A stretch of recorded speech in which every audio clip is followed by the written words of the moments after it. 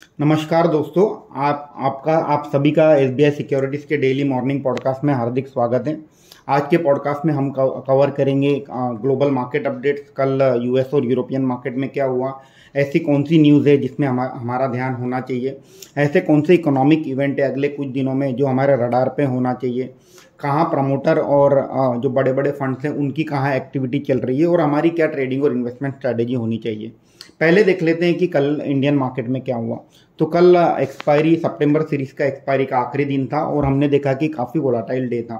Market positive note पे start हुआ और आखिरी के 2 से 3 घंटे में मार्केट कोलैप्स हो गया, क्योंकि मार्केट में कहीं ना कहीं एक कंसर्न था कि जो हाई क्रूड ऑयल प्राइसेस हैं उसके चलते ग्लोबली कहीं ना कहीं इन्फ्लेशन बढ़ेगा। एक एक्सपायरी सेटलमेंट के कारण भी मार्केट में एक करेक्शन देखने मिला और at the same time US government की जो स्पेंडिंग लिमिट है वो ख़त्म होने जा रही है 30 सितंबर को। 1 अक्टूबर के पहले वो जो स्पेंडिंग लिमिट है वो पार्लियामेंट को पास करनी होगी ताकि यूएस गवर्नमेंट की जो स्पेंडिंग है वो रेगुलर चलती रहे। अगर हम सेंसेक्स की बात करते हैं तो कल सेंसेक्स तकरीबन 610 पॉइंट से लुढ़का, जो कि 0.9% होता है, और निफ्टी ने कल 19,550 के आसपास की क्लोजिंग दी। अगर मैं ब्रॉडर मार्केट की बात करता हूं तो निफ्टी स्मॉल कैप 100 भी डाउन था 0.4% से और निफ्टी मिड कैप 100 भी डाउन था 0.13% से 1.3% से, माफ़ कीजिएगा। मोस्ट सेक्टर्स डिक्लाइन, ज़्यादातर सेक्टर कल रेड में ही थे, जैसे कि उसमें से मैं कुछ हाईलाइट करना चाहूँगा। आईटी सेक्टर, एफएमसीजी, ऑटो और पब्लिक सेक्टर बैंक, जो बैंक थे वो कल लाल निशान पर क्लोज हुए। अब एक देख लेते हैं कि कौन से स्टॉक 52 वीक हाई पे क्लोज हुए। मार्केट में सेंटिमेंट निगेटिव था, उसके बावजूद भी हमने देखा कि 202 कंपनियों ने एक नया स्तर अचीव किया है, 52 वीक हाई का लेवल दर्ज किया है। इनमें से मैं कुछ कंपनीज के नाम आपके सामने रखना चाहूँगा। ये सब एक क्वालिटी कंपनीज हैं इन टर्म्स ऑफ बिजनेस और इसी के चलते हुए कहीं ना कहीं इसमें एक पॉजिटिव सेंटिमेंट बना हुआ है, जैसे कि आनंद Rathi wealth, Balrampur Chini, care rating, Chola finance, coal India, Catholic Syrian bank, Dixon, federal bank, Finolex cable, GM brewery, Sai silk Kala Mandir, Kirloskar engine, KNR construction, Larsen and Toubro, Maharashtra seamless, MCX, मैपमा India, metro brand, Pilani investment, Punjab national bank, quick heal, REC, Senco, Tata investment, TVS motor, Triveni turbine, union bank. तो ये एक 202 कंपनियों में से मैंने कुछ नाम आपके सामने रखे। ये सब क्वालिटी बिजनेसेस हैं और ड्यू टू सम रीज़न इसमें कुछ ना कुछ एक पॉजिटिविटी देखने मिल रही है। अगर मैं 52 वीक लो की बात करता हूँ, ऐसे कल हमने देखा कि 24 कंपनीज ने एक नया 52 वीक का लो दर्ज किया। उनमें से कुछ प्रोमिनेंट नाम है Gujarat gas, Vedanta and TCNS clothing. तो जो स्टॉक 52 वीक लो दर्ज कर रहे हैं, मैं आप सभी से मेरी ये दरख्वास्त रहेगी कि इससे थोड़ा दूर ही रहना चाहिए। एक बार स्टॉक प्राइस को सेटल होने दीजिए और उसके बाद हम इसमें एक बेट लगा सकते हैं। अगर मैं एडवांस टू डिक्लाइन रेशियो की बात करता हूं तो कल ये 1 से कम था। इसका मतलब ये था कि 1500 स्टॉक कल ग्रीन में क्लोज हुए और 2158 स्टॉक जो थे वो नेगेटिव में क्लोज हुए। अब देख लेते हैं कि कल यूएस मार्केट और यूरोपियन मार्केट में क्या हुआ। कल फॉर्चुनेटली यूएस के जो तीनों इंडाइसेस है, डाउ जोन्स, नैस्डैक और एस&पी 500, पॉजिटिव में क्लोज हुए और हमने देखा कि वहाँ का जो स्मॉल कैप इंडेक्स है रसेल 2000 वो भी 0.8% से ऊपर था। इसके मुख्य 2 कारण थे। हल्की सी गिरावट आई है ब्रेंट क्रूड ऑयल प्राइसेस में, हालांकि अभी भी $93-94 पर बैरल के आसपास चल रहा है। तो यूएस के 10 ईयर के जो बॉन्ड यील्ड है उनमें हल्का सा करेक्शन आया है। कल हमने देखा कि 4.59% के लेवल्स पे क्लोज हुआ एज कम्पेयर टू 4.61 जो कल की लेवल थी। अगर यूएस के मार्केट की बात करते हैं तो वहाँ के जो इन्फ्लेशन के जो आंकड़े हैं वो आज रात आएंगे इंडियन मार्केट के इंडियन टाइमिंग के हिसाब से। ये एक्सपेक्टेड है कि वहाँ का जो इन्फ्लेशन दर है वो 3.5% रहेगा अगस्त महीने के लिए, और जो कि ये नंबर था 3.3% फॉर द जुलाई। एक इसी इन्फ्लेशन नंबर में एक कोर पीसी इन्फ्लेशन नंबर आता है जो कि यूएस फेड ट्रैक करता है। वो नंबर एक्सपेक्टेड है 3.9% अगस्त के लिए और ये नंबर था 4.2% जुलाई के लिए। अगर ये कोर पीसी इन्फ्लेशन 3.9% से नीचे आता है तो कहीं ना कहीं यूएस मार्केट में एक पॉजिटिव रिएक्शन हमें देखने मिल सकती है। अगर मैं यूरोपियन मार्केट की बात करता हूं तो उन्होंने भी कल यूएस मार्केट की तरह पॉजिटिव क्लोज दिया है, मार्जिनली पॉजिटिव क्लोज दिया है। वहाँ एक पॉजिटिव न्यूज़ ये है कि इन्फ्लेशन का जो डेटा है जर्मनी का वो एक लोएस्ट लेवल पे आया है। जब से रशिया ने यूक्रेन पे अटैक किया तब से एक लोएस्ट लेवल पे आया है। अगर मैं एशियन मार्केट की बात करता हूं तो आज एशियन मार्केट मिक्स ट्रेड कर रहे हैं। निकाई जो कि जापान का इंडेक्स है वो आज लाल निशान पर ट्रेड कर रहा है, और जो हैंगसेंग और स्ट्रेट टाइम है वो ग्रीन में ट्रेड कर रहा है।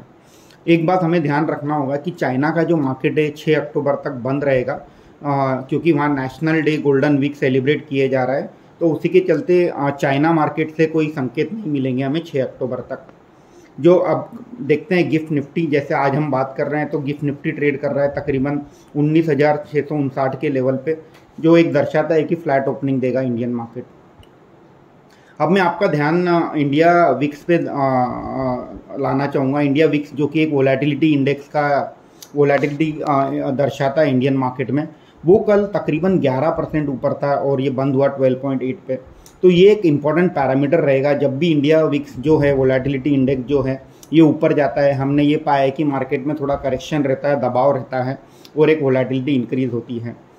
और अगर मैं यूएस की बात करता हूँ तो यूएस में यही वोलेटिलिटी इंडेक्स 17 के लेवल पे चल रहा है और कल 5% डाउन था।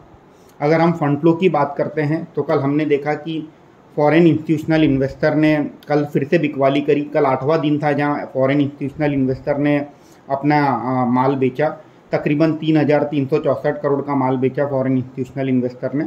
और अगर मैं पूरे सितंबर महीने की बात करता हूं तो लगभग 16,000 करोड़ के जो स्टॉक है फॉरेन इंस्टीट्यूशनल इन्वेस्टर ने सितंबर महीने में बेचे हैं। और इसी के सामने डोमेस्टिक इंस्टीट्यूशनल इन्वेस्टर DII जिसे हम कहते हैं, उन्होंने 2711 करोड़ की कल खरीदी करी। अगर मैं ओवरऑल पिच रिपोर्ट की बात करता हूं तो आज थोड़े ग्लोबल मार्केट बेटर लग रहे हैं कल के समान। पिछले 8-9 दिन से कंटिन्यूसली ग्लोबल मार्केट गिर रहे थे और उसके सामने आज थोड़ा सा एक पुल बैक देखने मिला है हमें। इसका एक मुख्य कारण है कि थोड़े से ऑयल प्राइसेस और बॉन्ड यील्ड थोड़े से हल्के हुए, कम हुए हैं मार्केट के फेवर में। ओवरऑल एक न्यूट्रल बायस है विथ कॉशियस व्यू रहेगा ग्लोबल सेंटीमेंट के पर्सपेक्टिव से। अगर मैं गिफ्ट निफ्टी जिस तरह से हमने देखा, ये एक इंडिकेट कर रहा है कि इंडियन मार्केट आज शायद फ्लैट ओपन होंगे और स्टॉक स्पेसिफिक एक्शन हमें देखने मिलेगी मार्केट में। अब देखते हैं ऐसी कौन सी खबर है जिस पे हमारा ध्यान होना चाहिए। सबसे पहले मैं आपका ध्यान आपको सामने एक पेश करना चाहूँगा न्यूज़, वो है यूनो मिंडा पे। यूनो मिंडा एक ऑटो एंसिलरी कंपनी है। इन्होंने इनका जॉइंट वेंचर था इटली की वेस्ट पोर्ट फ्यूल सिस्टम। इसमें जो अपनी हिस्सेदारी है वो 50% से बढ़ा करके 76% करने का ऐलान किया है। और ये जो कंपनी है ये CNG, LNG और LPG के जो किट हैं वो ऑटो कंपनीज को बेचेगी। तो ये एक पॉजिटिव न्यूज़ है यूनो मिंडा के लिए मीडियम टू लॉन्ग टर्म के पर्सपेक्टिव है। इमामी ने एक छोटी कंपनी है एक्सियोम आयुर्वेदा, उसमें 26% स्टेक खरीदा है। इनका जो प्रोडक्ट है वो है एल्यू फ्रूट करके जो ब्रांड है, जिसमें ये एक बेवरेजेस सेल करते हैं। हेल्थ और वेलनेस सेगमेंट को कैटर करती है ये कंपनी एक्सियोम आयुर्वेदा। तो ये एक लॉन्ग टर्म के लिए पॉजिटिव रहेगा इमामी के लिए। हालांकि एक्विजिशन बहुत छोटा है overall scheme of thing Emami के लिए। NLC इंडिया पे एक न्यूज़ है, उन्होंने उनका एक 2400 मेगावाट का सुपर क्रिटिकल थर्मल पावर आ रहा है और उसमें उन्होंने एक 800 मेगावाट की जो कैपेसिटी है उसके लिए पावर परचेज एग्रीमेंट साइन किया है ग्रिडको से। इसका मतलब ये है कि 800 मेगावाट की जो पावर जनरेट करेंगे वो ग्रिडको, जो कि वहाँ की डिस्कॉम कंपनी है भुवनेश्वर की, उन्हें वो अपना पावर बेचेंगे। तो कहीं ना कहीं एक स्ट्रांग विजिबिलिटी मिलती है कि जितना भी पावर जनरेट होगा वो आराम से बिक जाएगा। Long term power purchase agreement मैंने साइन कर रखा है। तो इसका एक पॉजिटिव रिएक्शन आज हम NLC इंडिया में देख सकते हैं। सारेगामा इंडिया की एक बड़ी न्यूज़ है। इन्होंने एक तकरीबन 52% स्टेक खरीदा है पॉकेट एसेस पिक्चर लिमिटेड में, एक 174 करोड़ में। और इसमें एडिशनल 41% स्टेक ये अगले 15 महीने में लेंगे। अब पॉकेट एसेस जो है ये एक यूट्यूब, इंस्टाग्राम डिजिटल चैनल चलाती हैं जिनके अलग अलग ब्रांड है, जैसे filter copy, gobble and nutshell. और इनका जो रेवेन्यू है पॉकेट एस का तकरीबन 104 करोड़ का है FY23 में। और ये जो रेवेन्यू है तकरीबन 34% से ग्रो हुआ है पिछले 3-4 साल में। और सारेगामा का ये मानना है कि ये जो रेवेन्यू है ये और तेज़ी से ग्रो होगा आगे जा करके। तो ये एक बड़ी डेवलपमेंट है सारेगामा के लिए। ये जो इनके जो 9.5 करोड़ सब्सक्राइबर है पॉकेट एस के, उन्हें ये अपना जो डिजिटल कंटेंट है सारेगामा इंडिया का म्यूज़िक लाइब्रेरी है वो क्रॉस सेल करेंगे। तो ये एक स्टॉक आज फोकस में रहेगा।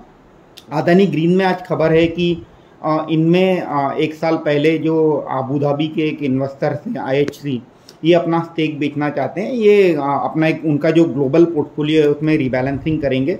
हालांकि ये जो डील है ये 1-on-1 डील रहेगी, जिसमें ये जो IHC है ये अपना स्टेक जो है एक प्री आइडेंटिफाइड बायर को अपना स्टेक बेचेगी। तो ये स्टॉक भी आज फोकस में रह सकता है। अगर मैं IPO की बात करता हूँ तो आज वेलिएंट लैब का लास्ट डे है IPO का। जिस तरह से कल हमने बात की थी कि इस IPO को हमें स्किप कर देना चाहिए, at the same time plaza wire का जो IPO है ये आज ओपन हो रहा है। ये भी एक छोटी कंपनी है, इसे भी हम लोग आज स्किप कर सकते हैं। अगर मैं फंड फ्लो की बात करता हूं तो हमने देखा कि कल जिस तरह से डिस्क्लोजर आए हैं उसके हिसाब से अदानी पावर, TCI इंडस्ट्री और किर्लोस्कर फेरस के प्रमोटर ने मार्केट से थोड़ी बाइंग की है। अगर मैं बल्क और ब्लॉक डील की बात करता हूं तो NCL इंडस्ट्री, ये एक सीमेंट की कंपनी है, छोटी कंपनी है। इसमें तकरीबन 9% का जो हिस्सेदारी थी इसमें हैंड चेंज हुआ, जहां कुछ प्रमोटर एंटिटी ने माल बेचा, दूसरी प्रमोटर एंटिटी ने लिया, और कुछ प्राइवेट प्लेयर है जैसे आनंद राठी और इंडिविजुअल इन्वेस्टर, इन्होंने थोड़ा बहुत स्टेक लिया है। तो ये कंपनी आज फोकस में रह सकती है। अगर मैं आज का डिस्कशन समअप करूं तो आज आखिरी दिन है सितंबर महीने के ट्रेडिंग का, और इसके बाद अगले 3 दिन तक मार्केट बंद रहेंगे, शनिवार, रविवार और मंडे गांधी जयंती की हॉलीडे के कारण। उसके बावजूद एक अगले जो 4 से 5 दिन है इसमें काफ़ी सारा डेटा आएगा जो स्ट्रीट हमें हमारे रडार पे रखना चाहिए। जैसे हमने डिस्कस किया कि US के इन्फ्लेशन के आंकड़े आएंगे आज इवनिंग में, ये एक इम्पॉर्टेंट डेटा रहेगा ग्लोबल मार्केट के पर्सपेक्टिव से। इंडिया का 8 कोर इंडस्ट्री डेटा आएगा, जो कि 8 अलग अलग जो इंडस्ट्री है, cement, mining, oil and gas, refinery, इनमें क्या ग्रोथ आउटलुक ग्रोथ रही है पिछले महीने में, इसका डेटा आएगा। ये भी एक इम्पॉर्टेंट डेटा रहेगा। चाइना का PMI डेटा आएगा सैटरडे को, शनिवार को, ये भी एक इम्पॉर्टेंट डेटा है। सबकी नज़र रहेगी US गवर्नमेंट की के ऊपर की उनकी जो डील है टू अलाउ द स्पेंडिंग, उसके ऊपर 30 सितंबर की लिमिट है, जो कि कल की लिमिट है। उसके पहले अगर ये डील साइन नहीं हुई तो कहीं ना कहीं US गवर्नमेंट की जो स्पेंडिंग कैपेसिटी है, जो कितना खर्च कर सकते हैं वो, उसमें कहीं ना कहीं एक लगाम लगेगा, और उसके चलते एक मार्केट शायद नर्वस हो सकता है। इसके अलावा हम देखेंगे ऑटो कंपनीज अपने सितंबर महीने के सेल्स के आंकड़े रिवील करेगी 1 अक्टूबर से 3 अक्टूबर के बीच में, तो ऑटो सेक्टर फोकस में रह सकता है। इसके अलावा एक महीने के एंड में हमने देखा है कि हर 15 दिन में जो एक्साइज ड्यूटी और विंडफॉल टैक्स होता है क्रूड ऑयल पे, उसके ऊपर एक रिवीजन होने की संभावना है। तो जितनी भी अपस्ट्रीम कंपनीज है, रिलायंस, ONGC, ऑयल इंडिया, ये फोकस में रह सकती हैं। 4 अक्टूबर को एक बहुत इंपॉर्टेंट मीटिंग है OPEC की, जहां वो डिसाइड करते हैं कि अपना जो क्रूड ऑयल का प्रोडक्शन है वो कम करेंगे कि सेम रखेंगे कि बढ़ाएंगे। तो ये एक इम्पॉर्टेंट मीटिंग रहेगी जो ग्लोबली सब लोग ट्रैक करेंगे क्रूड ऑयल के पर्सपेक्टिव से। फिर 6 अक्टूबर को RBI पॉलिसी है। अगेन हमारा ये मानना है कि इस बार के RBI पॉलिसी में कुछ चेंज नहीं दिखेगा हमें। हालांकि ये एक बहुत इंपॉर्टेंट इवेंट है इंडियन मार्केट के पर्सपेक्टिव से। और सबसे इम्पॉर्टेंट है कि 1 अक्टूबर से जितनी भी कंपनीज है बैंकिंग की और FMCG, बहुत सी कंपनियों के सितंबर क्वार्टर के जो प्रोविजनल नंबर है वो आना स्टार्ट हो जाएंगे, और उसी के चलते स्टॉक स्पेसिफिक रिएक्शन हम देखेंगे मार्केट में। ओवरऑल मार्केट थोड़ा सा साइडवेज लग रहा है विद कॉशियस मूड। ज़्यादा लिवरेज करके ट्रेड नहीं करना है, छोटे छोटे प्रॉफिट लेते रहें, और जो क्वालिटी कंपनीज हैं उस पर फोकस कीजिए। बाय ऑन डिप की स्ट्रैटेजी होनी चाहिए, एग्रेसिवली मार्केट में पार्टिसिपेट ना करें, ग्रेजुअली ट्रेड कीजिए। And that's all for the day. Thank you. आपका दिन मंगलमय हो। Investment in securities market are subject to market risks. Read all the related documents carefully before investing.